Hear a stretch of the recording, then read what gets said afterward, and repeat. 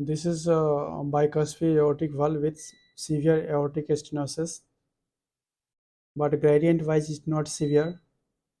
So I have applied continuity equation to see the example of continuity equation in case of confusion regarding the severity of aortic stenosis. I will highlight this point in this video. So how to utilize continuity equation to find out the true severity of aortic stenosis. So in this image you see the aortic valve is bicuspid, thickened and not opening fully, indicating aortic flow obstruction. You see apical 5 chamber view. Aortic, here the aortic valve, you can see that it's quite thickened and not opening fully, indicating severe aortic stenosis. Gradient wide is only 35 millimeter. ARZ is also there. This is ASZ, this is ARZ. So AS, the peak velocity you see just above 2 meter, close to 3 meter per second, and the peak gradient is 35 millimeter. For severe aortic to say, the peak gradient should be at least 64 millimeter of mercury, or mean gradient should be more than 40 millimeter. So definition wise, mean gradient should be more than 40 millimeter of mercury. I have not called a mean gradient in this case, but it was not calculate in that case. I can calculate it. LVOT max. I'm not getting the point how to calculate in this machine, but mean gradient is also very less. If we get 35, in that case mean gradient will be even less than 35. Again you can see this is TRZ.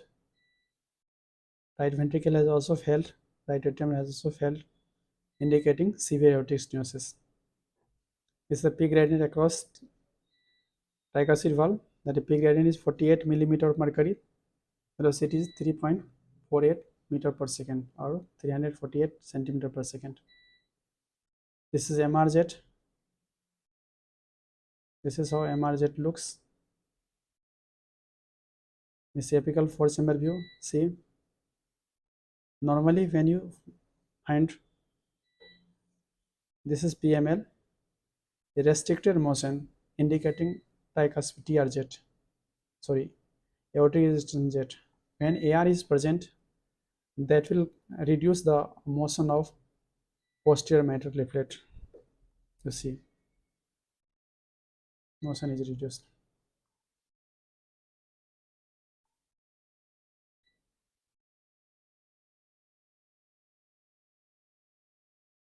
This is global hypoglycemia also there. You see the ejection fraction is around 25%. So in this case, you have to apply continuity equation. I want to show you continuity equation. For continuity equation, you have to calculate the velocity time integral or peak velocity across the aortic valve. You can see the cursor line is along the aortic valve. This is aortic valve. Here the peak velocity is 2.95 meter per second. Maximum gradient is 35 millimeter mercury and mean gradient is only 24. If mean gradient is more than 40, then we call it severe aortic stenosis gradient wise. But in this case, gradient is very less, that is only 24 millimeter mercury. So we apply continuity equation. How to apply continuity? Just you have to calculate velocity time integral. Whenever you software version, you have to see all different company machine has different formula, different type of, I mean, different locations to find out all these things. But any formula you have to calculate velocity time integral, that is velocity multiplied by time, that is gives you distance, how much distance it covers. So in this formula you see the velocity time integral is 44.8 centimeter across aortic valve. Then you have to calculate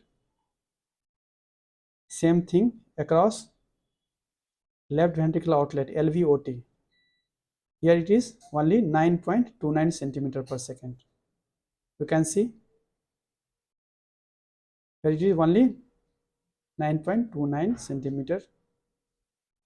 LVOT velocity is calculated in apical 5 cm view near the valve, but it should not be within the valve. It should be little bit away from the 1 centimeter away from the valve. Or if you find out in this, both opening and closing clicks in the image in the spectral Doppler, here you have to use pulse Doppler. In case of aortic velocity, you use continuous Doppler, but in case of elevated velocity, it's usually less, so pulse Doppler. Velocity is, you can see velocity time integral in this formula. It is only 9.29 centimeter. So then we have to calculate the size of LVOT. This is calculated in parasternal long axis view. So in that case, you calculate, just zoom the image, make the best image, because this distance LVOT diameter is very important because it is multiplied. So error, little bit error will cause more error, because this distance is utilized in a square form. That is important point.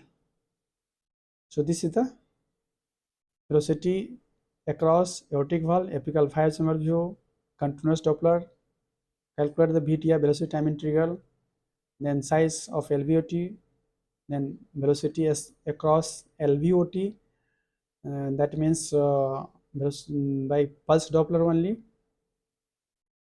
then that will give you the size of aortic valve area. You can see the aortic valve area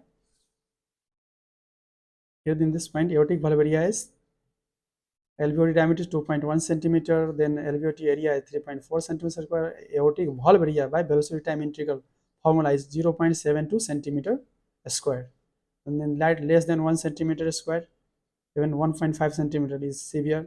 In this case, it is severe aortic stenosis. Aortic valve area by Vmax is 0.64 centimeter square. A stroke volume LVOT is only 32 milliliter. That is also very less. So stroke volume is less. Aortic valve area is, you see the 0.64, 0.72. Aortic valve area by velocity time integral. This is the continuity equation. This Vmax is not the part of continuity equation. This is aortic valve area by velocity time integral. What is continuity equation?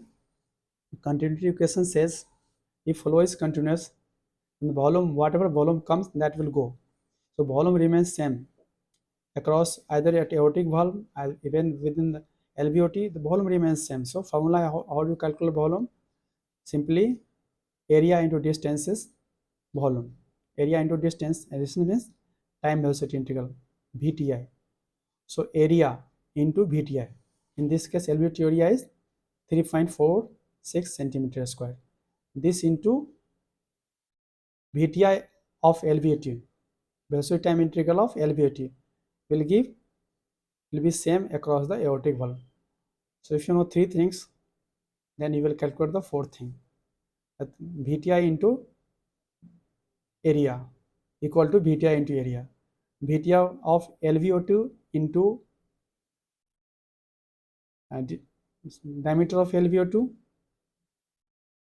that will, that you say area of LVOT into VTI equal to area of aortic valve into VTI of aortic valve. That is continuity equation. Continuity equation in simple term, if flow is continuous, volume remains same. Whatever volume comes in LVOT, that will pass across the aortic valve. So area into velocity time integral, that is distance. Velocity into time, that means distance or displacement, you say, that will be equal. So if you know the LVOT area by just calculating by diameter of LVOT, you know the velocity of LVOT, you can calculate in apical 5 cm view using pulse Doppler. You can calculate the aortic velocity, apical 5 cm view using continuous Doppler. Usually velocity is high, pulse Doppler cannot measure the high velocity. and in that way you can calculate the aortic valve area using continuity equation. Even AR is there, it will not change anything. Even AR is severe, you cannot, does not confound anything, when it does not make you make any mistake by this continuity equation. If AR is significant, suppose significant AR, gradient will increase even with moderate aortic stenosis. But in continuity equation, this will not happen.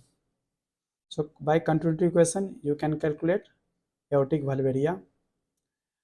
Whenever there is global hypokinesia, in that case, it is required.